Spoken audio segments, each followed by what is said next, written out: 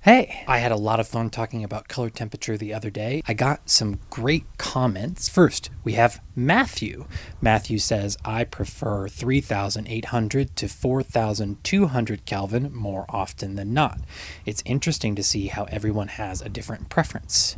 You are very correct, Matthew. Sometimes the choices we make are not linked to one specific influence. They're just about what choices we want to make for ourselves and what makes us feel good. I think about color choice with lights a lot like music.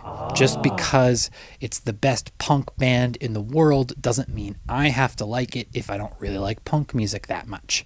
I can still respect that it's great music, but it's not my type of music. Yeah. Another big influence on the colors we like in our space is the environment around us. I live in Colorado, where almost every single day we have bright, direct sunlight. If you're walking outside in an overcast, rainy environment and you step inside to your home, you might want something that is totally and completely different than what I want. Even people in the same place might want something very different at different times of year. Yeah. It really depends on who you are and what you like. Last comment is from Aviator Alligator.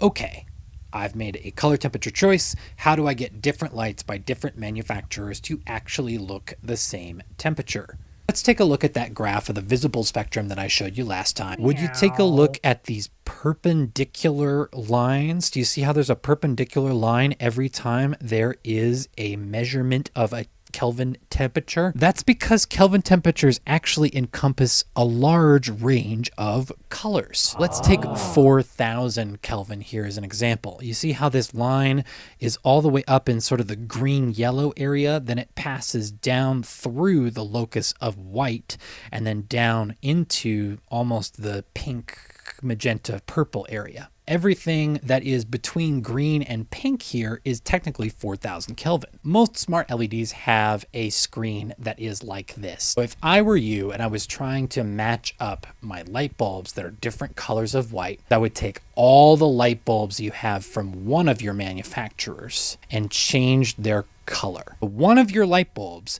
is a little too green or a little too pink. So if you can counteract that by moving your color in one of those directions, you should be able to find a color of white that matches in between the two manufacturers. If you add in just a little bit of another color, you're gonna get a match that makes you happy. Catch you next time. Bye. Whoosh.